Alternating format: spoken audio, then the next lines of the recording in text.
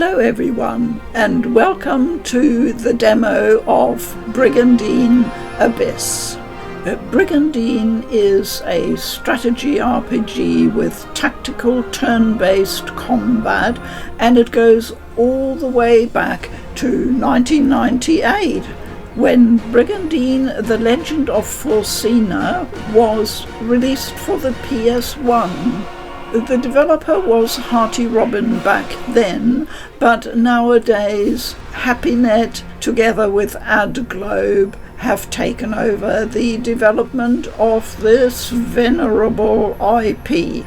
Thanks to NIS America, I was able to have an early look at the demo on Steam. The last Brigandine game was 6 years ago, so it's very exciting to have a new one completely refreshed in the visual department, very much in the current modern style. Here you see the lineup of the 6 different factions you can play as in story mode. The first 2, dragons and unicorns, are available in the demo. Of course, I jumped onto the dragons and found that faction actually pretty tough going, whereas the unicorns are resilient and versatile, and I will of course show you a bit of my gameplay. This game is very clearly a passion project for the development team. First though, I would like to spend a few minutes looking back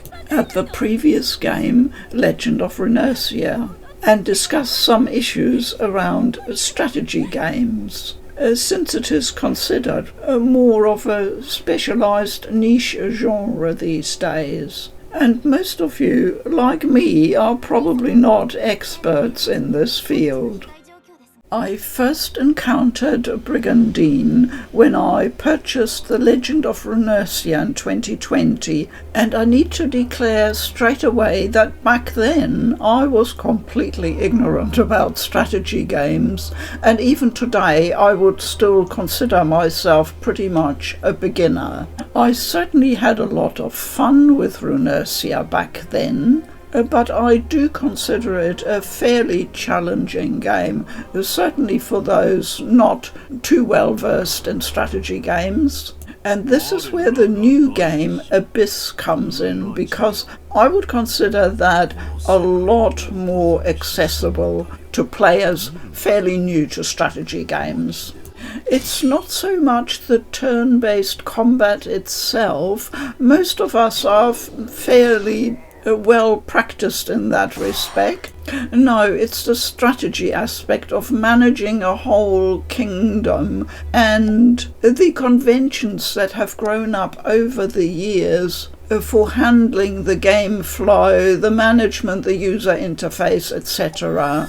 That can take some getting used to, certainly for me. Maybe I'm just not very good at that side of things, but it seems to take me a bit longer to get a handle on it. So I'm approaching this video very much from the perspective of someone who is pretty new to strategy games, and that really reflects my own experience too.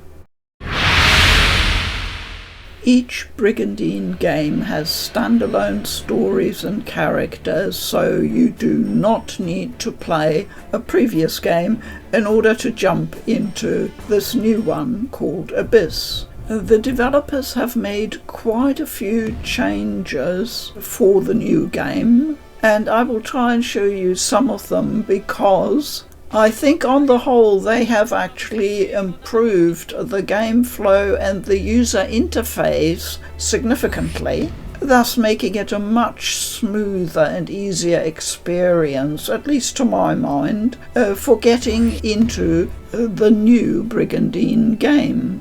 As you can see here, there are 6 factions you can play as, each represented by a different rune knight. And this is exactly the same setup in the new Abyss game. This obviously provides for a lot of gameplay options and a lot of replayability.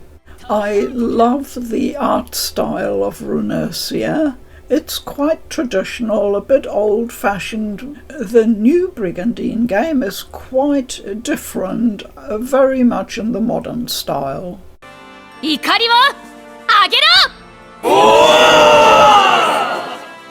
This is the main mission of any strategy game. All your bases belong to me. It's all about managing your bases and your troops. This is quite different from your regular RPG because you have troops and units attached to each base and their leader. So you need to manage both the overall arrangement of your bases over the territory as well as drilling down into the specifics of each troop unit. So there is a lot to keep an eye on. I really want to make an effort to get more into strategy games because I think that they can be extremely rewarding once you've got the hang of juggling all these different elements. I will be talking more about other strategy games in videos to come, and maybe some of you will be interested in that. Now let's have a closer look at the demo for Brigandine Abyss, where we can play these two nations or factions for a little bit. I did several playthroughs of each, testing the easy and normal difficulties, and it took me roughly 1.5 to 2 hours per playthrough. ご説明願いましょう。ソルジュナー島。治安悪化。見慣れぬ魔物の目撃証言。そして何より、このまがまがしき気配の理由たるを。どうしました？なぜ一言も。失礼。王に代わり、この我がお答えしよう。我が名はソルジュナート宰相、ケイオスルス。そして。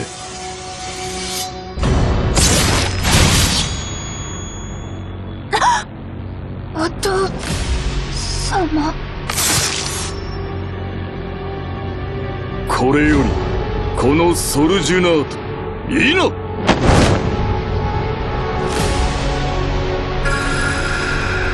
神聖アビスローは帝国を治めし、新皇帝なり、者ども、拝聴せよ。今ここに、アビスローは復活を宣言する。One new feature in Abyss is a far more fine-grained terrain. Every hex tile indicates clearly the type of terrain, the height, the evasion it grants, and buffs and debuffs. Like in all tactics games, being on higher ground gives you an immediate significant advantage. However, the advantages of forest shelter are also rather obvious. On normal and hard difficulty, it is advisable to keep a close eye on the terrain specifications. One feature I'm really picky about with turn-based combat games like this one, where you have large maps with many combatants and several distinct groups, is the camera. You need to be able to see everything from an overview top down right down to a close-up of individual units, and you need to be able to rotate the camera around. I'm happy to report that this is a fully 3D camera and I have no complaints. Also, the individual groups are clearly and distinctly marked with enemies shown in a bright orange-red colour, and your allies show up with blue grids, with ally animations and actions prefaced with a other turns clear text signal. I'm really fussy about the user interface with tactics, hex grid based games like this one, and you can see why. It be very easy to end up making a wrong move because the situation is unclear. Also, that detailed mini-map is a real lifesaver when you need to figure out individual troop locations. So a big thumbs up for the camera. Everything runs smoothly on the PC Steam version, and I'm hopeful it'll be the same on console because I intend to play the game on my PS5. Am I unhappy playing it on PC? Not at all. Brigandine is one of those games that, due to its design, is playable with the same ease of control whether you're at the keyboard or using a controller on console. And in my experience so far, that is very rare indeed. The very common problem of a PC user interface for an RPG or a strategy game not translating well to a console interface simply does not apply here.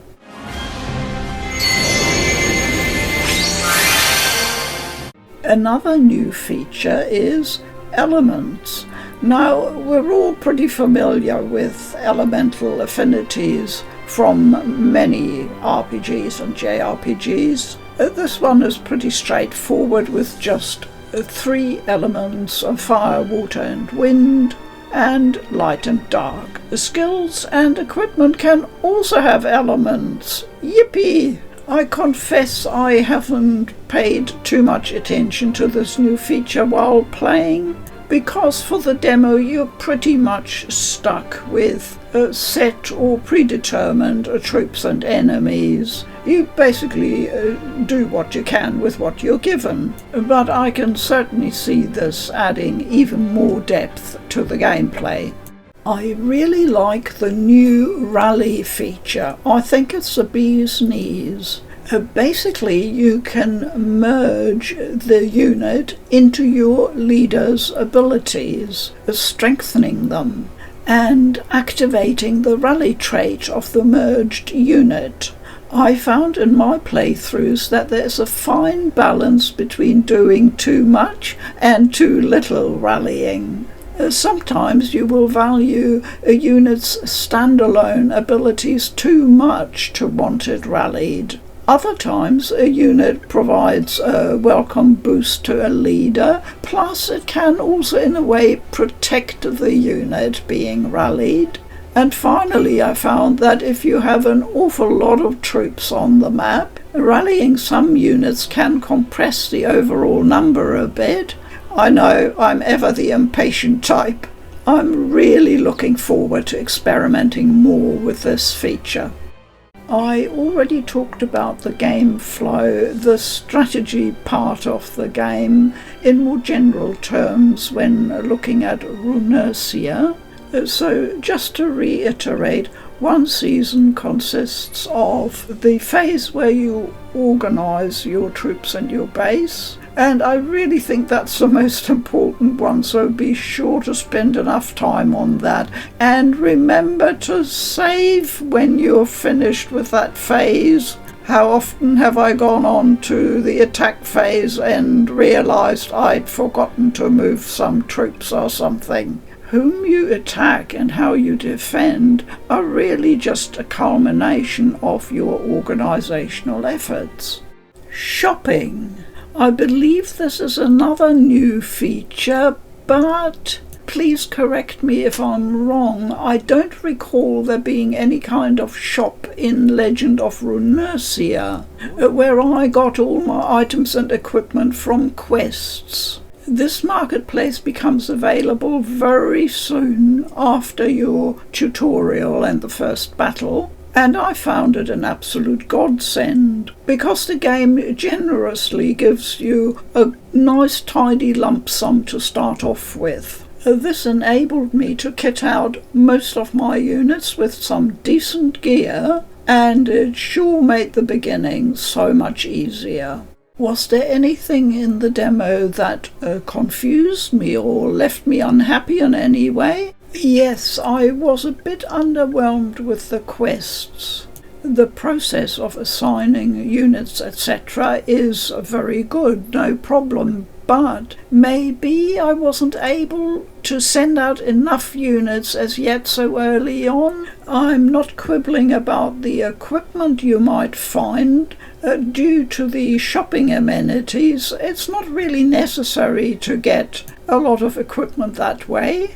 But you do need building materials to improve your base. Your enemies are already busy upgrading to level 2. And I'm stuck needing 200 stones and wondering how long it will take me to get all those. I am hoping the quest results will improve. You need 3 fighting troops for each battle. There is no negotiation possible on that front. So just a small question mark there from me. I have a lot of questions around this new feature of fate binding. I have to confess I don't really quite understand it. It seems to replace the original mechanic of summoning in the earlier games. There isn't really enough room in the demo for experimenting for me to be able to find out enough. I have resurrected units that died in battle before, and I have had no problems, and they weren't fate-bound, so I'm not quite sure what the guide is referring to here. I'm sure it'll all become clearer once we're able to play the game. So here I will try and fate-bind a couple of monsters just to see how it works. It sounds sort of mystical, but I think it's just some kind of contract, really like hiring someone. But I wish they would explain it a bit more clearly. And here you see that you get a small increase in your skills, which is nice, but it doesn't look huge to me. Leveling up in battle brings the really big results. I'm wondering whether it means these troops are more secure. Maybe they can't be swiped or snaffled by your enemies. I'm really stumbling in the dark here, and obviously only proper sustained gameplay and being able to try out various techniques will show us how exactly it works. While the demo is reasonably generous, for a strategy game which takes some time to unfold all its features and depths, you really only have a very small taster. I'm sure it'll all become clearer come August, when we can all prod around and exchange our experiences with the game. And final question mark, just a quick note about the graphics and the dialogue. I'm sure you notice that the characters are completely static, no lip or eye movement, etc., which is how Brigandine has always been. It's one of those would be nice to have things, but I expect that the lion's share of the animation budget went into the 3D map and combat. It doesn't bother me greatly. The voice acting is actually more important to me. I decided to attack the base of the Arcus caravan, even though I realised that my troops were really not quite strong enough for that kind of capturing as yet. But this kind of game is really all about testing your mettle and learning to adjust your strategy accordingly. Nothing ventured, nothing gained. You have the backup of an excellent save system, which would allow me at almost any point to go back and try again or abandon the attempt. The minimap already gives you an indication that this battle is going to be more complex and fought in different parts of the map. So I'm roving the camera all over the field to check the enemy forces, location, strength, and I'm beginning to realise the extent of my problems. I will spare you the painful details how my troops got extinguished one after the other. I was surprised how much resistance the unicorns put up. A truly excellent monster to have on your team. I was delighted to see that there are skill levels for weapon proficiency, but in the end the superior strength and skill of the enemy slowly but surely ground me down. I also noted that the enemy AI is far more evolved, far more interesting on normal difficulty than it is on easy. So what happened in the end? I think you'll find this quite amusing. So I found myself in the situation with Garnet as the last rune knight standing, the only one. A completely ridiculous situation, and my HP already severely depleted. Surely I wouldn't be able to pull off a victory. I do like exploring situations to their bitter end, pushed to the limit, and with my HP reduced. I decided to retreat a bit and apply a defensive buff, hoping that would enable me to survive.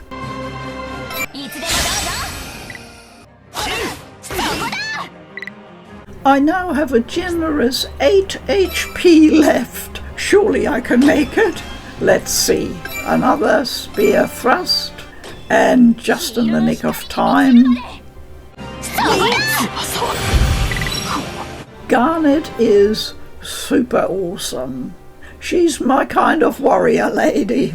I got a nice bonus for that, but only the golem who was rallied to me leveled up. The map confirms that we indeed conquered the Phoenix's Roost, and the big thing is you inherit all their forces, including the all-important Rune Knight, that's Arcus in this case, and his 2 supporters. Be aware that while you're busy, the many other factions on the continent are not sleeping. They are doing what you are doing, taking over other bases. And you obviously need to keep a close eye on their augmented strength and adjust your own strategy accordingly. Which bases to fortify with your own units for defense, and when to sally forth and attack, preferably only when you have the strength advantage, and not like I did stumble into a fight I nearly lost. Those were the first 2 seasons for the Dragon faction and the Scarlet Will faction. In this demo, the save data do not transfer to the full version. That's fine by me. I've only just figured out how to grapple with all the elements of the game. I will be happy to start a better, savvier campaign in August.